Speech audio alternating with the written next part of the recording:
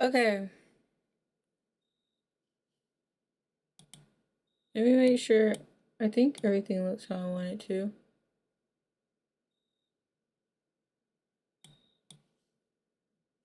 We're hoping everything looks how we want it to.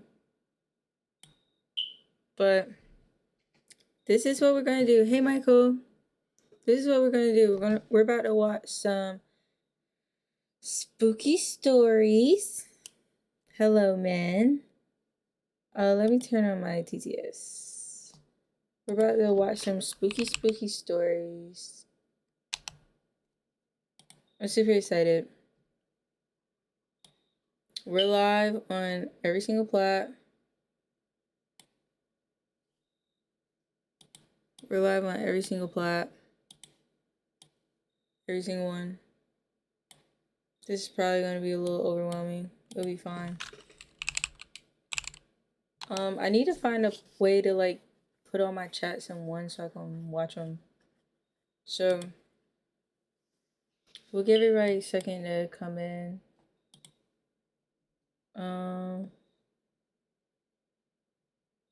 Actually, let's pop this out. Turn the lights out? I will. I'll make them red. We'll do red lights when things start getting spooky. Why can't I hear anything? I don't know why I can't hear my TTS. Yeah, turn your lights out. Hey y'all. We got everybody on YouTube, on the Purple app, and on TikTok. So this will be fun though. This will be super duper fun. We said we weren't feeling very spooky earlier, so tis the season to get spooky. Okay. Alright. We got all the chats up. We have all the chats up.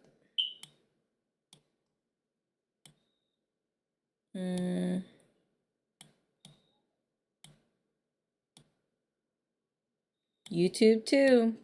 I do have a YouTube.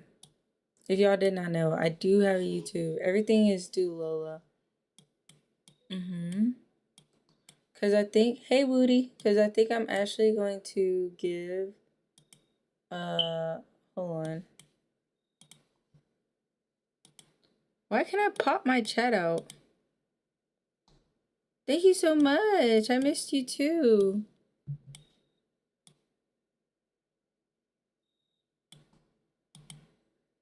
Okay, there. It says warning, the stream is what?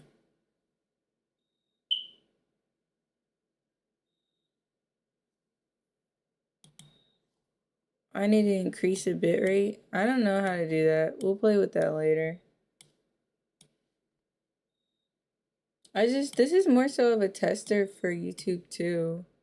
Just to see like how to do it. Can we go out for ice cream? Ice cream does sound good, I'm not gonna lie.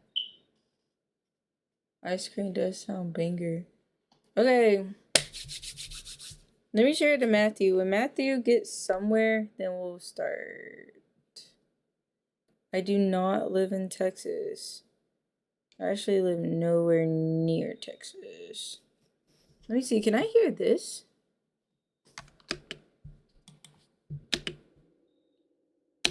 I can hear that, so. Yeah, so disappointing. I know.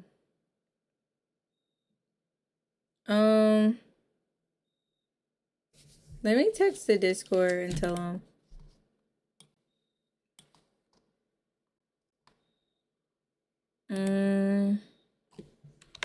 At everyone. No, they already pinged at everyone. We are live on TikTok, YouTube, and what's the last one? Ooh, how does it look over there? There he goes. Okay, we can start.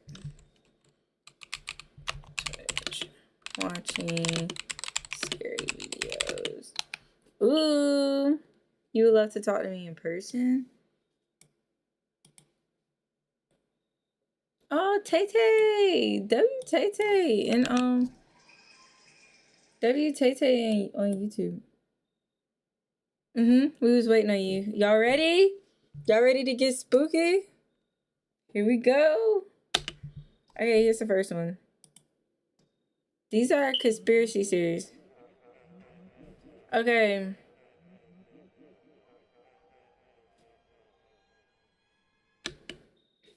Hold on. We're actually not going to do that one because whoever this is, they are super serious and I don't even want to risk a strike. No, you're all good. You're all good. You're all good. I just didn't want to. I know you said you liked it. What did it say? I'm not re-uploading anything. Should I just do it? Or should I just read scary stories? Should we read scary stories on Reddit?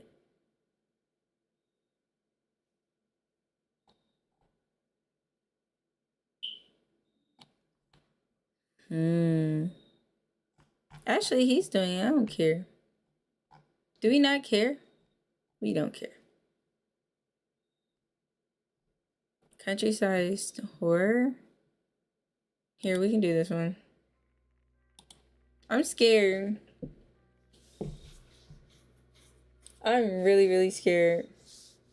Okay, here we go. By Keisha. I don't know. Keisha probably knows what she's talking about. It's just something about that being by Keisha.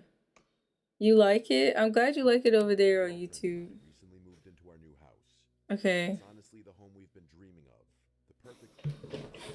We have a cat named Bella, whom we rescued together, so everything felt perfect when we moved in. The only downside at first was the house to our right. It looked abandoned, as the owner had started renovating it but never finished. The layout of the house is such. The visuals on this is like low-key kind of good. Hey, Rye. The visuals on this is like really, really good. That on our right, there's a space for the entrance to our back garden, and next to that, spooky, scary. We're getting really spooky and really scary. Separating the two, as the owner removed it to install a new one, but never completed the job, leaving. I'm scared. With open access. Behind the abandoned house is another property separated by a fence. You got a scary story? Bet, tell us. Several young men lived there. Occasionally, when we returned home, we'd see them cutting through the neighbor's back garden to reach the front of the street. We didn't think of it at first. Maybe they knew the owner and had permission. Fast forward to our first night in the new house. We were sitting in the back garden. Lola canceled stream. Ah! The house is behind us, just out of curiosity. That's when we noticed a man staring blankly at us from a window. Oh no. Hiding it. The end is crazy.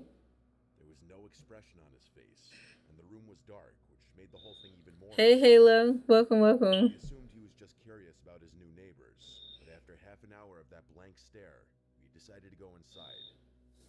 The next few days were 10 out of 10 scary story for sure. My fiance continued unpacking. One night, we decided to sit in the garden again. It was dark, but we enjoyed looking at the stars and having deep conversations. The wooden board fence being moved. 3 men appeared, standing there, staring at us. Are you okay? I asked, knowing they wouldn't leave unless I said something.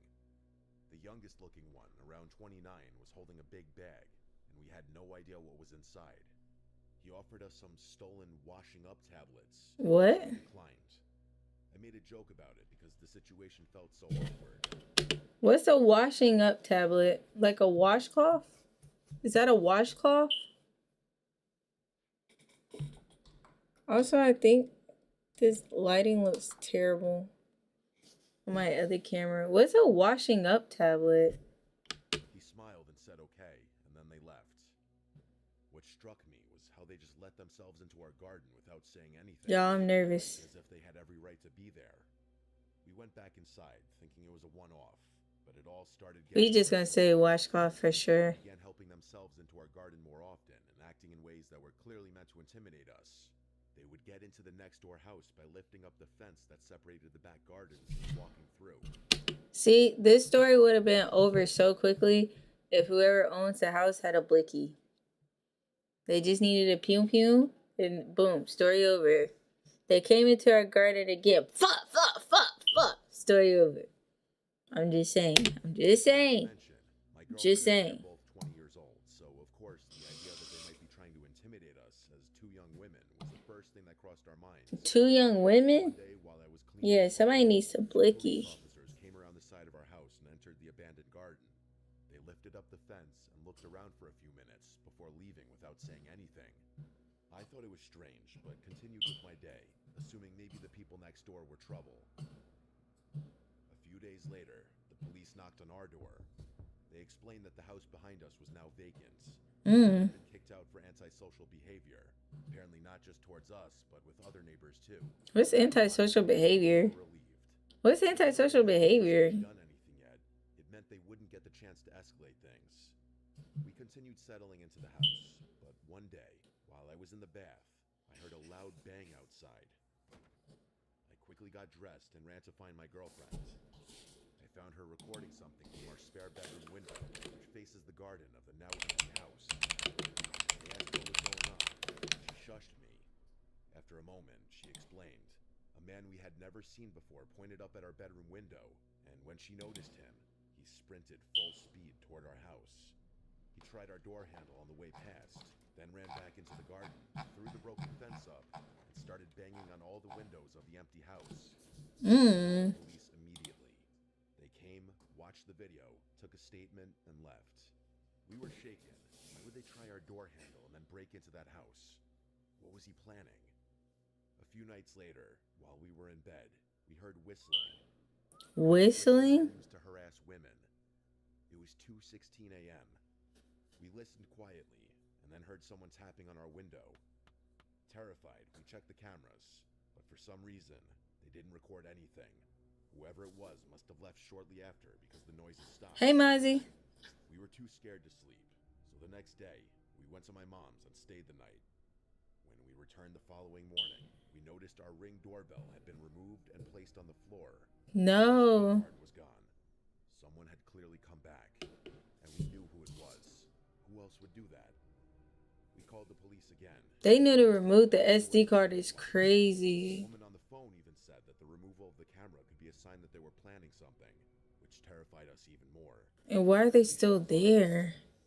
The whistling, banging, and attempts to re-enter the house continued for weeks. We made multiple police reports. They never tried our door again, so we hoped it was over. What? 3 weeks later, while in bed watching funny clips from our camera, we checked the live feed. That's when we saw a man outside, wearing a black mask covering his mouth and nose, with his hood up, standing in front of our garden with his arms spread wide, like he was imitating Jesus on the cross. What? He stared up at our bedroom window with his head tilted. Hey, Vaughn. At the time, Welcome we had in. the camera inside the house, so it didn't record. We were so shaken we didn't even think to screen record. He then spoke, but we couldn't hear what he said. Then he turned around, walked to the opposite side of the street, and just stood there, staring at our house for about 30 minutes. We called the police again. They said it wasn't illegal to stare at someone's property and dismissed the whole thing, even when we told them what he did on our lawn. They made us feel like we were overreacting. See, that's why you can't trust 12. You cannot trust 12. Even normal ones. Then, one night at 2:52 a.m., we got a notification. I woke my girlfriend and said, "Someone's outside, I know it. Please check the camera." She did, and there they were. 2 masked men coming from the side of our house, shining flashlights into our windows. What? The same man who had been harassing us was holding what looked like a crowbar. Why us? What was the point of this? For days on end, he would stand Right. across the street, pointing, waving, or shouting things up at our window. Every time we looked, he would stare blankly at us. It was clearly meant to scare us, and it worked. We Why continued have to they do not been left? very little. The harassment continues. We've got cameras now. and we Welcome back, Woody. but we feel powerless. Just earlier today, he stood outside again, staring up at us. We got it on video, and we're absolutely terrified. but we'll update if anything else happens.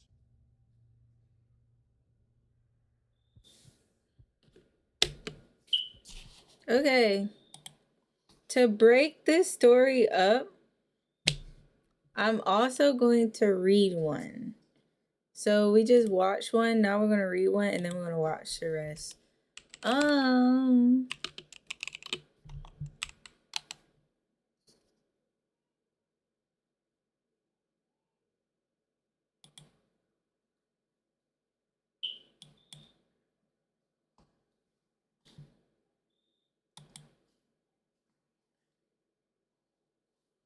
Okay. Can they not make this full screen? Alright, cool. Now we're about to read a scary story. Okay. The story is called It's Not an Unalive Note. 3 months ago. Hold on, let me move it here. No, I'll move it. I'll keep it here. Okay. 3 months ago, I learned of my uncle's passing. We weren't particularly close, but he left me one of his houses in the will. That's generous. I was touched, but just wanted to sell it off. I'm a fairly new father of twin girls and didn't need another thing to manage right now. Listen, that's money. Ungrateful. Because he didn't have to do that. But anyway, to speed up the process, I decided to travel across the country to live in the house until a sale was assured. My job just requires a laptop and phone, so I was approved to work remotely for the time being. Unfortunately, my wife had to stay at her job, so I had to come alone. At first, I treated it as a mini vacation. I had hoped it would only last a week, but the process was more involved than I thought. I had a realtor take care of most of the things, but after a month, I'm still here. I noticed things going wrong right away. Stuff was never where I last placed it. I see shadows out of the corner of my eye. I lose track of time constantly. I thought it was caused by stress, loneliness, except for the few times the realtor came by with prospective buyers. The house was the quietest place I've ever been. I realize I'm not a great reader. I'm not. I'm not a great reader, but we have to commit to the bit. Hold on. Before I completely lost my mind, the neighbor came by with a dog. She was an elderly woman who explained that she had been dog sitting while my uncle was in the hospital. Now that I was here, she thought I should take Buster, the golden retriever. I thought the neighbor might have been forgetful because she seemed to think my uncle had just passed last week. Either way, I fell in love with Buster, and his presence was exactly what I needed. I even thought it was a tremendous present to bring home to my girls. I just hoped my wife would feel the same way. However, even the dog could tell something was wrong with the house. Low-key, dogs be knowing everything. Dogs see ghosts and stuff. I hate when my dog, like, when the dogs start barking at nothing, like, you know. Okay, but Buster accepted his new living arrangements pretty quickly, but would never willingly go upstairs. His uncle is upstairs. This was all right with me at the time. I thought it would make it easier to keep track of him. But then Buster disappears. Literally 1 second he was standing right behind me as I was opening the treat jar to give him a snack. My eyes left him for just a moment to put the jar back, and then he was gone. I ran through the whole house calling his name. The kitchen was connected to the living room, and on the other end, that was the master bedroom and study. The other end of the kitchen led to a dining room, which was connected to the entrance hall that also led into the living room and stairs to the second floor. After walking upstairs, you had choice of right or left along a balcony that overlooked the living room on one side and the entrance on the other. Going left led immediately to a guest room and game room. Going right led to more guest rooms and that's a big house, and a bathroom that at the end of the hall. I looked in every room and had to accept that Somehow the dog made it outside, even though there was no doggy door and every door and window had been closed and locked. So I searched the surrounding neighborhood for another hour before giving up. I was thinking about making flyers when I opened the front door and heard Buster scrambling towards me from the kitchen. I was ecstatic, of course, but I just couldn't wrap my head around how I could have missed him.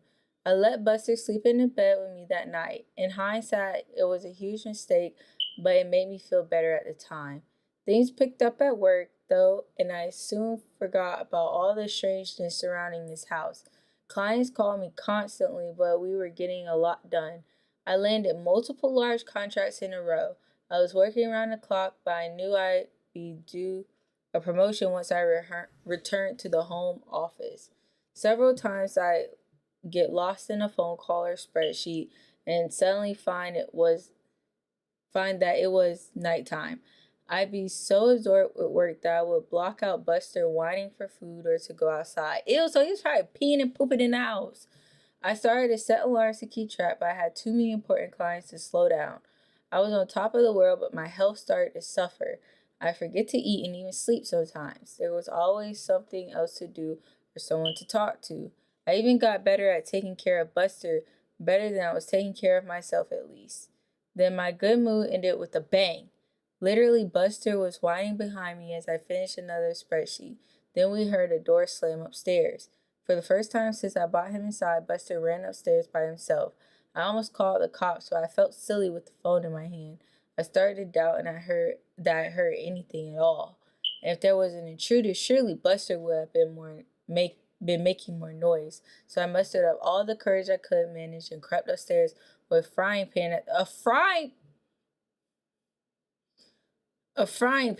as a weapon. It was dark upstairs, but hey y'all. We're reading scary stories if y'all don't know. We're also live on every platform.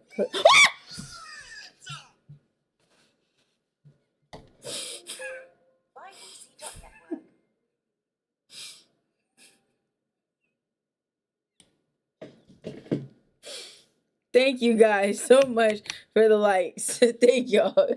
Now is not the time for that. That scared the crap out of me, bro. Whoever did, thank you, but Jesus, that scared me. Okay. Huh. For the first time since I brought him inside, Buster ran upstairs by himself. I almost called the cops, but I felt silly with the phone in my hand. I started to doubt I heard anything at all. If there was an intruder, surely Buster would have been making more noise, so I mustered up all the courage I could manage and crept upstairs with a frying pan as a weapon. It was dark upstairs, but enough moonlight was coming in from the downstairs window for me to make out Buster standing in front of the bathroom.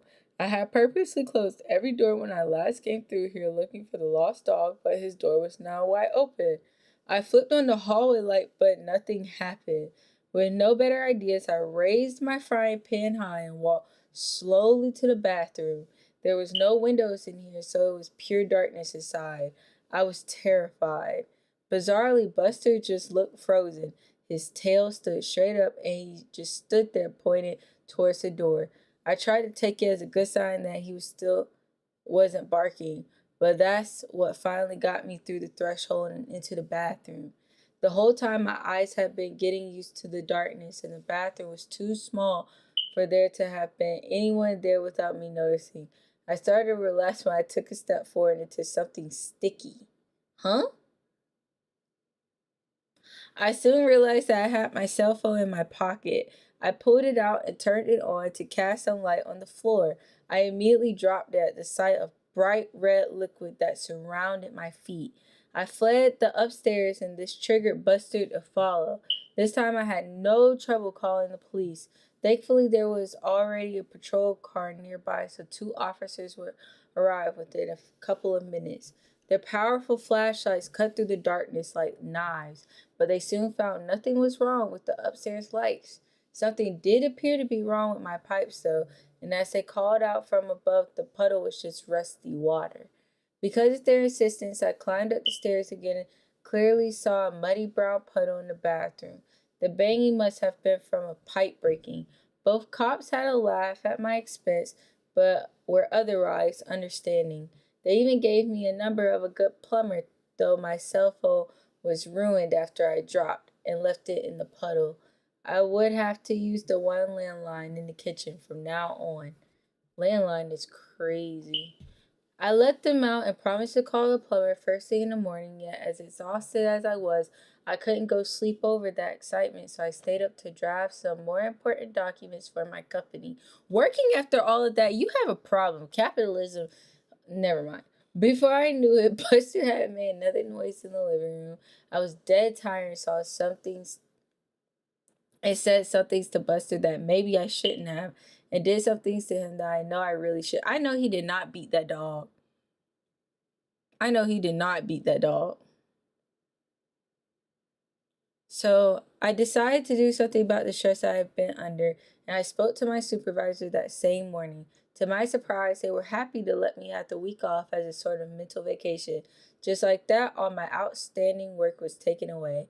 With nothing else to do, I tried to focus on Buster. I played games with him and fed him a bunch of treats to make up for my earlier neglect. Then I found the first message.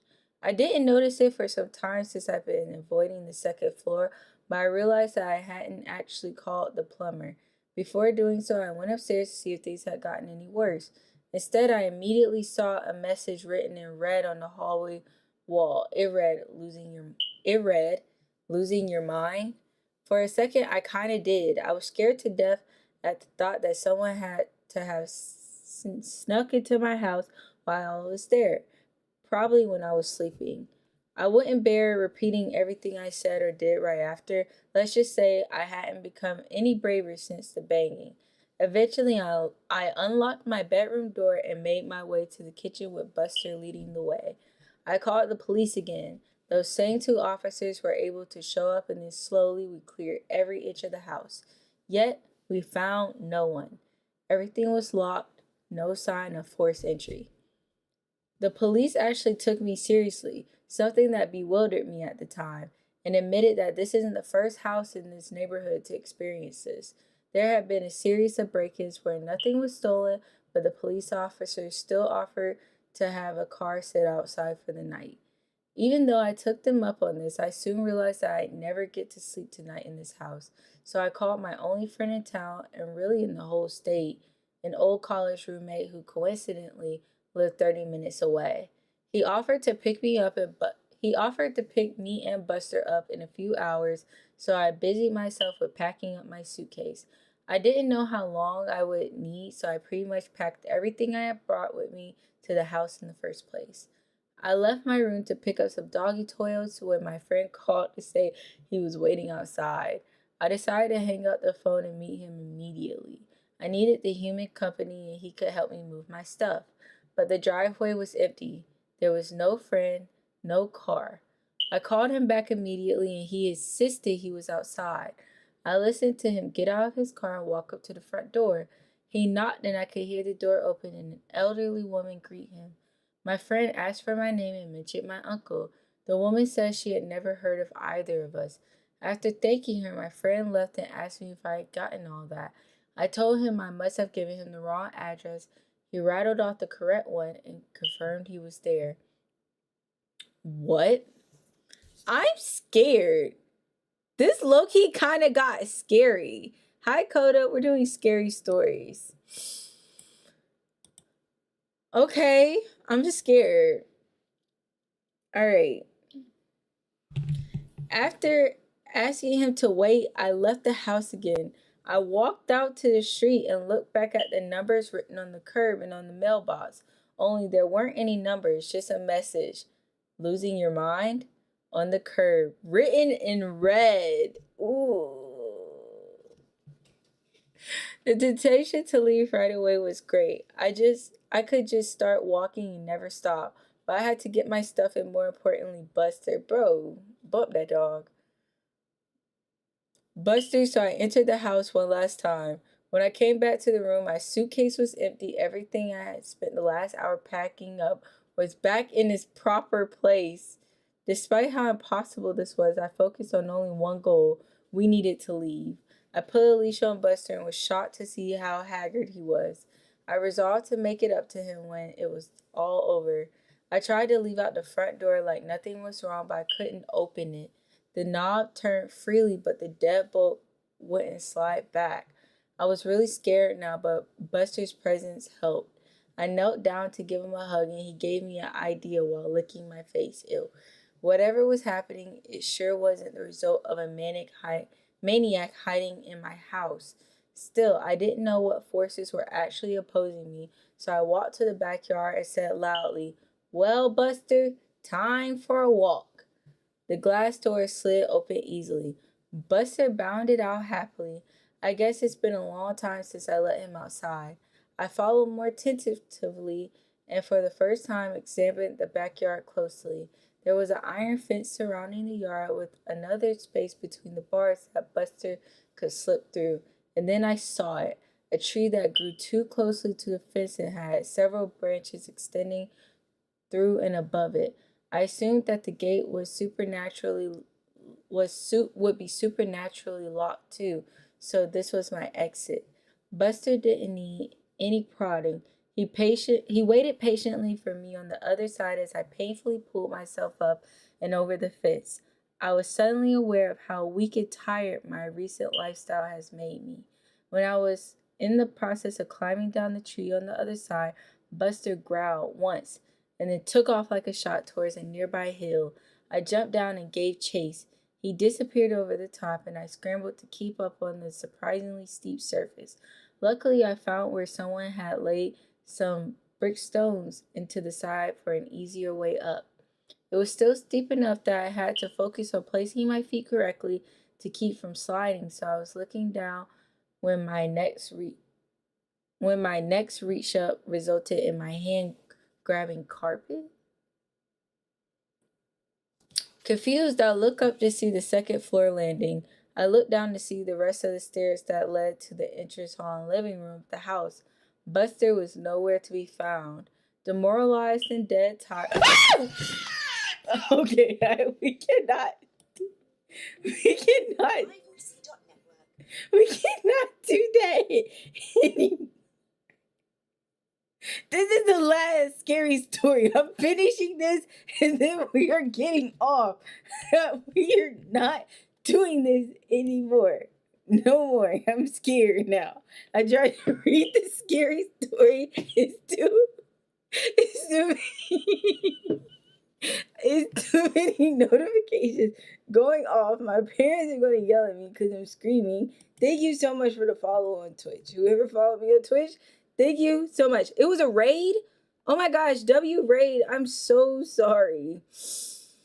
I didn't see the raid. We're reading scary stories. Oh my gosh, it was Mozzie. Mozzie raided me with 17 viewers. That's amazing. Thank you so much. I did not see that. I didn't even hear the notification. Oh my gosh, that was terrifying. Okay, I'm going to put my headphones back on. I ask that nobody double tap the screen and nobody do any notifications, please. Thank you so much. Matthew, I'm glad you're having a good time. Bro, I'm scared. Okay. Scary movie night might be like a little much for TT. Can we at least get the 10K, please? 10K? So y'all could make the thing go off? Okay, I'll just prep myself. Huh. Okay. Let me turn this down because that scared the crap out of me. How long do we have? This story is still kind of long. Oh my god, this story is so long. Okay, it's okay. Alright.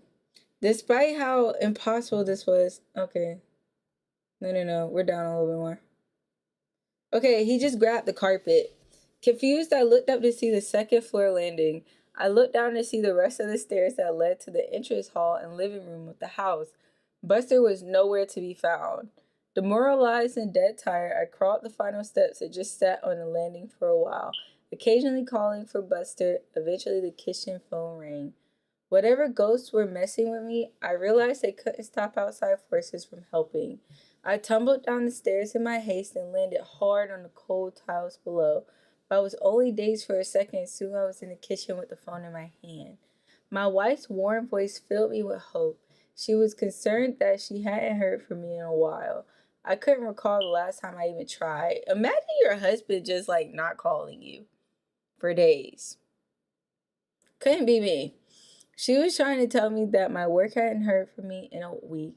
While I tried to tell her to call the police, her words gave me pause, though. I asked, "What do you mean? I was given the week off."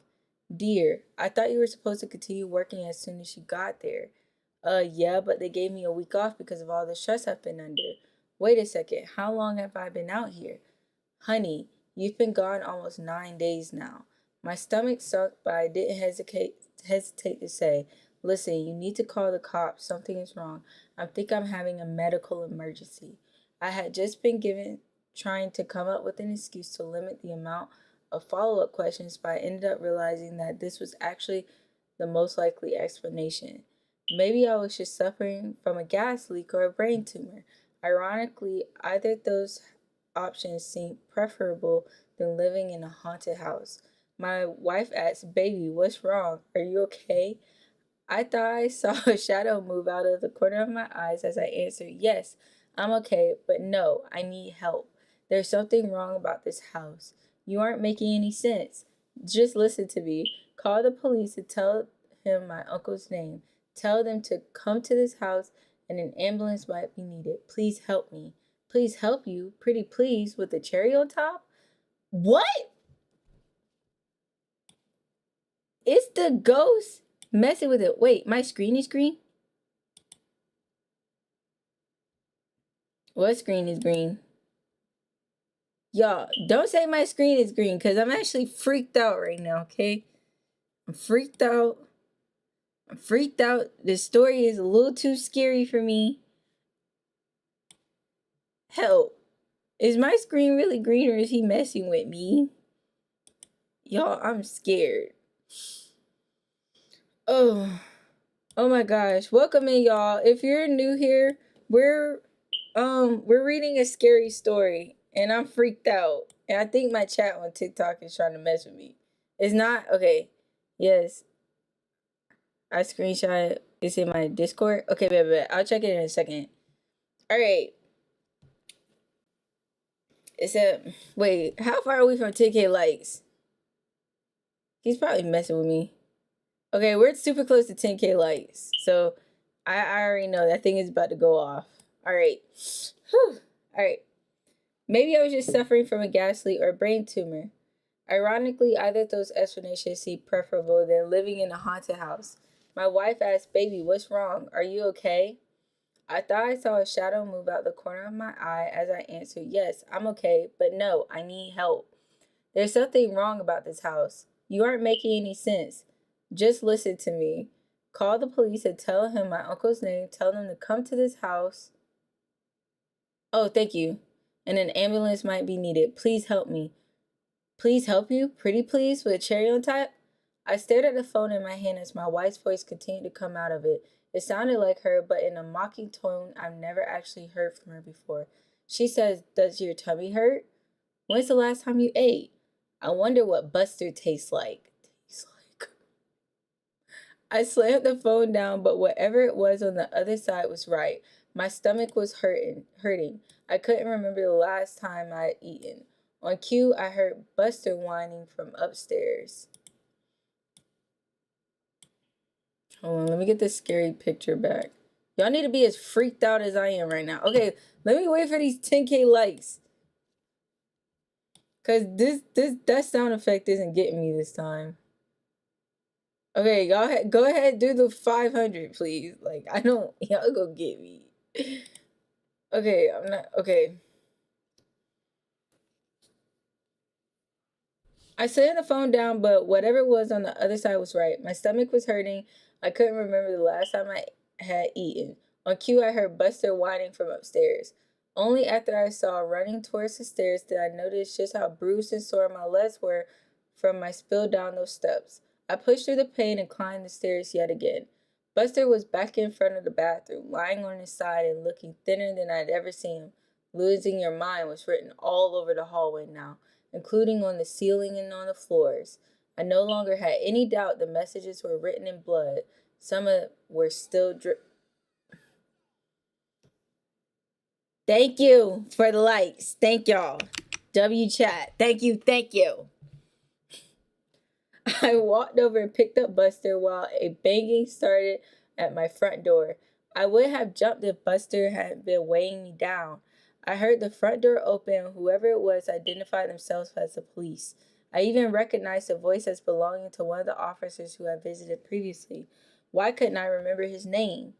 After calling out that I was upstairs, I turned with Buster and found the hallway stretched before me, many times its original length. Despite how thin he looked, Buster felt heavier than ever. I knew this was all just a sort of trick and not to get me in touch with the police officer. I thought I must have really been talking to my wife. She had to have come through with calling the police, and the ghost just distorted the end of the call. So I started my trek back to the stairs and shuffled my feet as fast as I could, yelling all the way. You see two of me? What do you mean?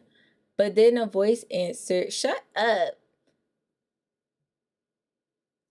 No, cut it up is too low. Wait, cut what up? But then a voice answered the police officer, a woman's voice, my wife's voice. I could hear her say, I'm sorry, my husband wasn't feeling well. He's resting in the bedroom. Can I help you? I screamed as loud as I could just to get attention, but it was no use. I heard the officer say, I'd like to check up on him all the same. Sure, come in. He's right through here. It was right out of a nightmare. I was sweating profusely while every step seemed to get me nowhere. I tried to speed up, but the hallway just stretched further. And then I heard a man's blood-curdling scream from downstairs. Suddenly, the hallway snapped back, and I found myself somewhere right at the top of the stairs. My momentum couldn't be stopped. I fell down the stairs and landed hard on top of Buster. He howled in pain, but at least he was alive. I saw a long, thick trail of blood go around the corner and under my closed bedroom door. There was still a shadow of something under the door. I painfully crept to the kitchen and grabbed my trusting frying pan before making my way back to the bedroom door as quietly as I could. This frying pan is killing me, bro. My eyes watched the moving shadows nervously. Whatever was waiting there had killed a man. That meant it could kill me. But it could have a physical impact that surely had to be susceptible to physical impact too. So I raised the frying pan and slowly started to turn the handle. Before I made much progress, the door flew open on its own and something turned suddenly to me. I swung my frying pan down. The cop stood before me, a smile frozen on his face. We both looked down at the knife plunged into his chest. My hands were still wrapped around the handle. He fell to the side and I fell backwards to sit heavily on the now clean floor. I was positive I had picked up the frying pan. I could remember its weight, but now I also remembered going to the kitchen and pulling out the knife. I seriously wondered if I was losing my mind. I looked down to find I had the knife in my hands again. I dropped it once and crawled back to check on Buster. He wasn't gulp is crazy. He wasn't moving. I put my head on his flank and was devastated to feel he was still warm but not breathing. I didn't know what to do, so I did nothing. I did nothing for a long time. I was lethargic but somehow made it to the couch in the living room. I waited there until nightfall and then slept on the couch. When I woke up, I waited some more. I wasn't sure what I was waiting for, but nothing horrible was happening to me while I waited. I wasn't in a hurry to change that. I'm confused. Did he kill the cop? Did he kill the cop? But the bodies of Buster and the cop were still there. Oh yeah, he did. I needed to do something. My stomach rumbled as I finally got off the couch. That was another problem with just staying put. First things first, I found a shovel in an outdoor closet attached to the backyard porch. Digging the hole was exhausting, so I settled for just burying Buster for now. I planned on getting to the cop after finding something to eat. I picked up Buster and carried him outside. His fur was still so warm. It was hard to believe he was gone. but there was no life behind those big brown eyes. I gently laid him down in the hole and got to work. Sometime later, I wandered into the kitchen and raided the pantry. The house was so quiet apart from my efforts. Whenever I stopped moving, the silence was complete. I wondered if the ghosts had just been trying to make me a murderer after all. Now that their goal had been met, maybe they would leave me alone for a while. Just in time, because I was starving and didn't need any more distractions, I opened a box of cereal and had a handful up to my lips when I paused. How could I tell I was actually eating what I was looking at? What if I had been opening a box of rat poison? I still wasn't sure that what these ghosts were capable of. I imagined the food turning into worms after it was already in my mouth. With that thought, I threw the cereal to the ground and stomped off, no longer hungry. I needed to concentrate my efforts on leaving this place. Right on cue, I walked by the front door. It was wide open. Instinctively, I made a leap for it before stopping with my outstretched hand just a foot short of the door. This had to be another trick. I could see the door slamming shut in my face or even taking a few of my fingers with it. I could feel a breeze enter the house, but I was too scared to move. This was the most important situation I had ever been in or even heard of. All of my senses had failed me before. However, my need for freedom eventually caused my feet to move. Upon slowly exiting the house, I saw the cop car just sitting in my driveway. The door was unlocked and the keys were sitting in the front seat. My mind went wild trying to explain the situation. Maybe the cops were secretly a murderer and had killed previous owners of this house. Maybe his sacrifice helped them move on. I couldn't think of any other explanation for my good luck at the time, so I just pushed my misgivings down and got in. I drove out of the neighborhood without incident, but I had new problems. I was in reading is hard. I drove out the neighborhood without incident, but I had new problems. I was in an unfamiliar city driving a cop car with no money other belongings on me, and I had no idea what to do next. So I kept driving. It felt good to be free of that house. It felt good to see the sun. So I kept driving on and on. So GTA on top of that, yes, he stole the cop car, which is so crazy. Left turn, right turn, left turn, right turn. No idea where I was going. Then I realized I hadn't seen any other cars on the road for some time. Where was everyone? Where was I? The sinky feeling happened again in the pit of my stomach, but also around my whole body. I sunk back into the car seat and then realized I was sitting in an armchair, back in the living room of my uncle's house. This is creepy. My arms were up like I was still holding onto the steering wheel. I started to cry with frustration as I stood up and screamed. How long had I been sitting there with a stupid grin, moving my arms up and down like a madman? I turned around and saw my work laptop on the dining room table. It was on and glowing at me. I walked over to it and saw that something was already written down in this post. It read, "Lost your mind? Good. Now you won't mind losing the rest." Suddenly, my fist felt weighed down. I raised it to find another kitchen knife in my hand. I dropped it immediately. I erased the message and started to type out a request for help. I ignored the screen and just focused on my keys, but I kept hitting them wrong and another message slowly formed. "I'm sorry. I've disappointed you all for the last time. Goodbye. Goodbye." Ooh, my dad scared the crap out of me.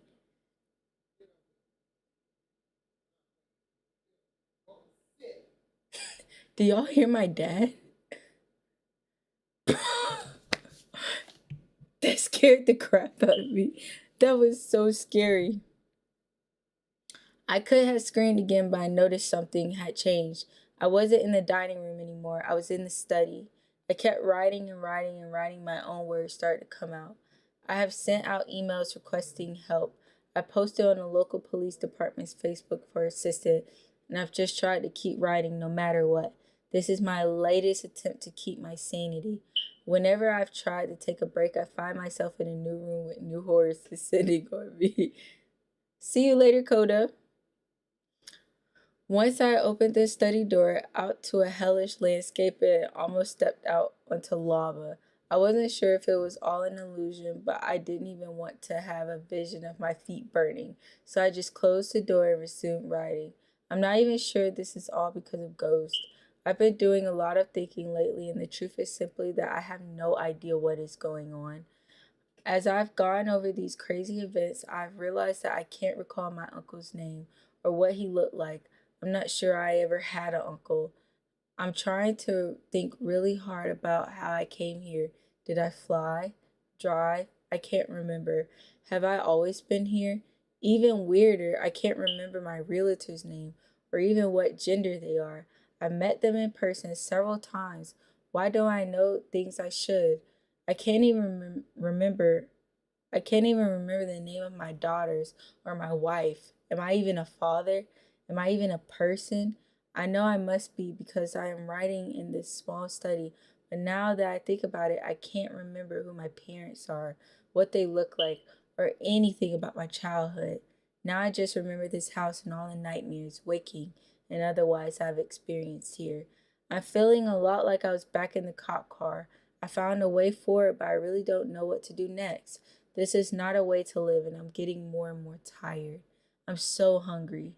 I'm finding it harder to focus. I keep hearing voices, and they're getting louder. I know if I stop writing, I won't last long, but I'm running out of things to say. My hands are tired. I'm so tired. A, B, C, D, E, F, G, H, I, J, K, L, M, N, O, P, Q, R, S, T, U, V, W, X, Y, and Z. The quick brown fox jumped over the lazy dogs. I need to keep writing, but I don't know what to say anymore. What's my name? I don't know. If I die, I'll die if I stop writing. I'll die if I stop working. A B C E R G H I K L M N O Q P R S T U V W Y X A N D Z. The quick brown farm worker went over the herd of dogs. Buster. I miss Buster. I wish I could pet him all one last time. But was he ever real? Is anything? I'm so tired, so hungry. I need to focus. The quick brown fox jumped over the lazy goodbye. The quick brown I'm sorry jumped over point you lazy dogs goodbye. I'm quick, I've jumped disappeared the all last time lazy dogs.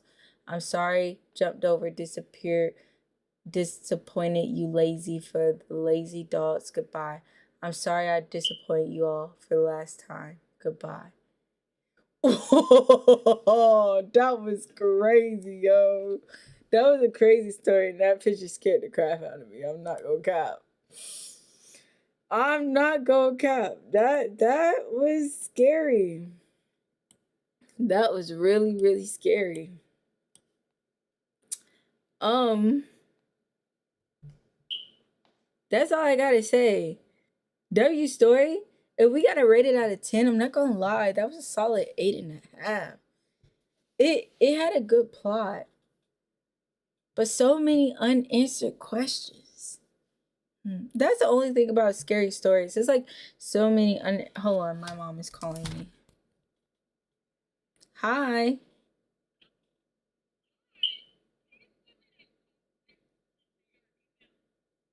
Yes.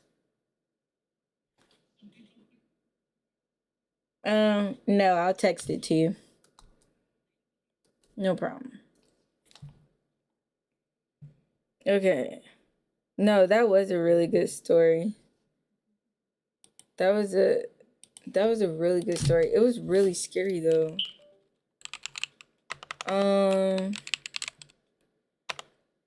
What do y'all like better, watching or listening to it being read to you? Which one would y'all say was better?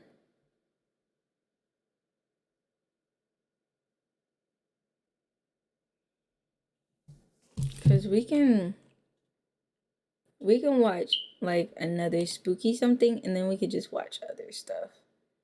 Cause that scared me.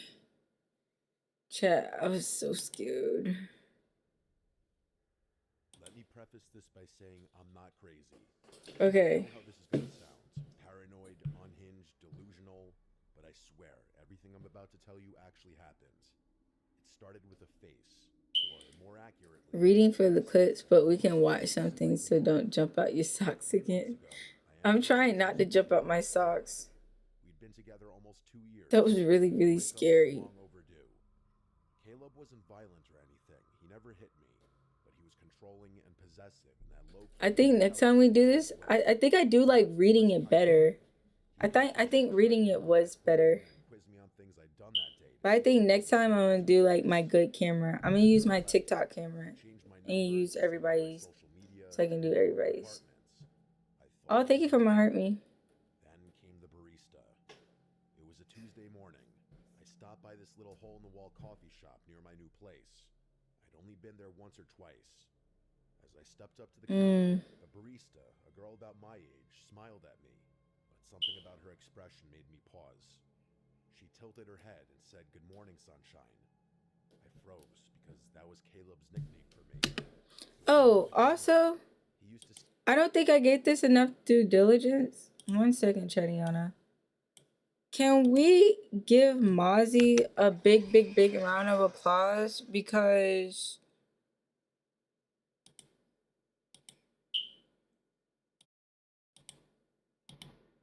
there he goes. Can we give Mozzie a big round of applause? Because that was a huge, huge, huge raid out. If you don't know who I am, which y'all probably don't, my name is Lola, aka Lola the Gamer.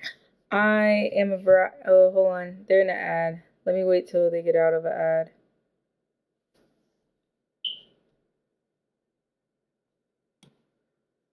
Hold on. Let me see. Are they still in the ad? I wish it told me when the thing was over. Okay, we're gonna wait 30 seconds. Because I want to make sure they all hear this.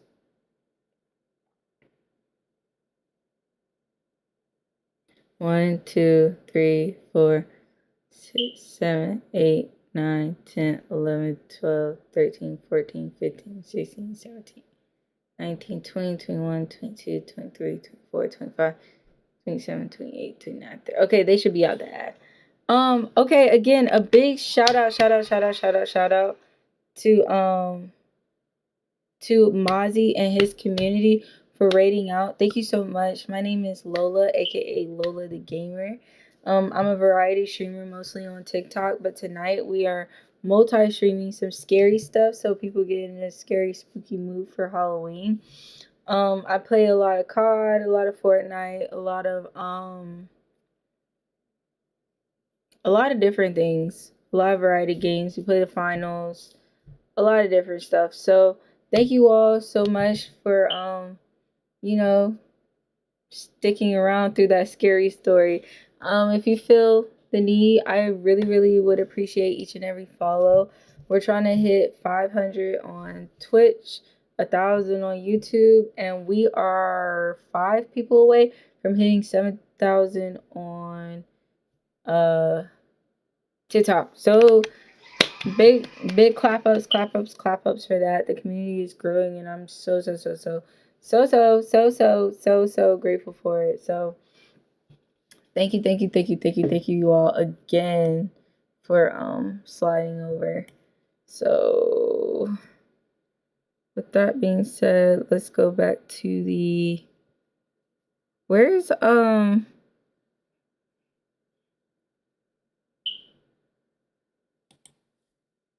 we go. Okay. You can't tell if you're subbed over there. You can't tell if you're subbed over there? I think you are.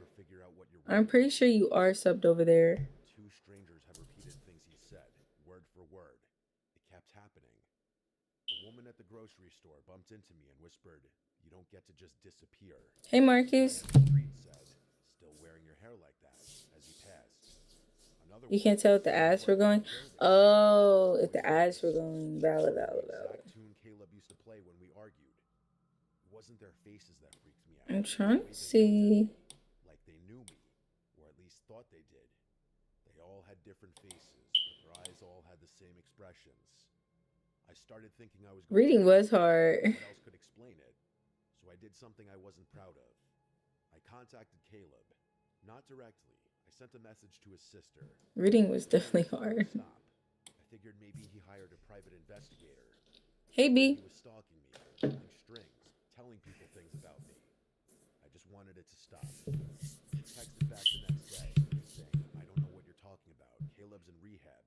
He's been there for 6 weeks with no phone. I didn't believe her. I thought she was covering for him. That is, until I saw a picture she posted of him on Facebook a week later, looking pale and sunken in, holding one of those one-day sober chips. So it couldn't be Caleb, or at least not directly. I couldn't shake the feeling that these strangers knew things they shouldn't, though. One night, I stayed late at work. I didn't want to go home because my apartment didn't feel safe anymore. Not that anything bad happened inside of it. I just didn't like being alone. Around 10 p.m., That's valid. I called it a night. I walked the 10 minutes to my place, keeping my head down, headphones in, but no music playing. Something I learned to do so I could still hear if someone was following me. When I turned the corner onto my block, I saw someone sitting on the stoop of the building across from mine. A young man with his hoodie up, but his head down.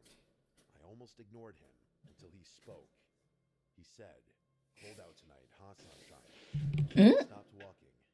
He didn't look at me. He just stared at the sidewalk like he was reading something on it. I slowly walked past and didn't say a word. When I reached my building, I went upstairs and locked every bolt on the door. I sat on the couch for hours, just listening to nothing. Eventually, I fell asleep. The next morning, I woke up to find my doormat flipped over. That might not sound like a big deal, but I live alone, and the door to my unit is on the top floor. You don't just accidentally walk by my place. The underside of my mat had something scribbled in pen. It said, "You can change your face too if you want, but I'll never recognize you." I didn't know what it meant, but I still threw Change it. your face is crazy. That day, I booked a hotel for the weekend. I left my apartment without packing anything. I didn't feel safe even grabbing clothes. I just needed to be somewhere crowded. The hotel clerk gave me a room on the 4th floor. It was small, quiet, and kind of stuffy, but it felt safe. But only until around 2 a.m., when someone knocked on my door. There were 3 slow knocks. I sat up in bed and waited. They knocked again eventually. I peeked through the peephole, and it was a woman, maybe in her 40s. Her face was totally blank and expressionless. She was just staring straight at the door. Ooh. She didn't say anything, so I didn't make a sound, and eventually she left. It was one of the most disturbing things I'd ever seen. The next morning, I asked the front desk if someone had come by to my room. They said no one should have been up there, especially that late. All the rooms on my floor were vacant. That's when it clicked. These weren't random people. They were being sent and fed my details. What? Phrases Caleb used. But if it weren't Caleb, who would do it? And why? I thought about Caleb in rehab, about his obsession with control and making sure I was never fully gone. He didn't need to be the one. Hey, I Juicy. just needed to send others to do it. So I started digging, and there was one conversation I remembered from months before the breakup. Caleb talking about a forum he was on, a place where people shared tactics. He made it sound like it was for productivity or self-improvement. I don't remember the name of it. Honestly, I don't think he ever gave me the name. But in retrospect, it sounded like some creepy, cultish roleplay crap. Except it's happening to me for real. Someone, probably Caleb, had hired people to say his words and mimic his patterns, so that even if he was out of my life technically, I'd still be constantly reminded of him. It wasn't stalking in the traditional sense. It was psychological graffiti. Like he was spraying himself. Oh, that's tough. So I could never be sure who Psychological I graffiti. don't think it's about watching me, but rather about making sure I'm gonna use that in a sentence. Unnecessarily. Disappeared off social media again. I even The next time I argue. I told friends not to tell anyone. This is another scary story. Worked until last week. I was walking home from the bookstore, and a woman passed me on the street and said, "Still hiding behind books, sunshine?"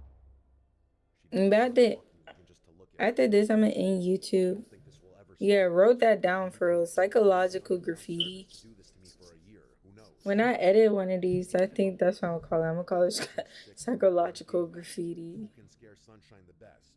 Who can get the closest without touching? I can't trust anyone's face anymore. The constant Ooh. paranoia is truly eating away at my mental health. But how did he get them to do that? Okay, we're gonna tell YouTube bye-bye. Okay, this has been the conclusion of Scary, I don't know, Spooky Night.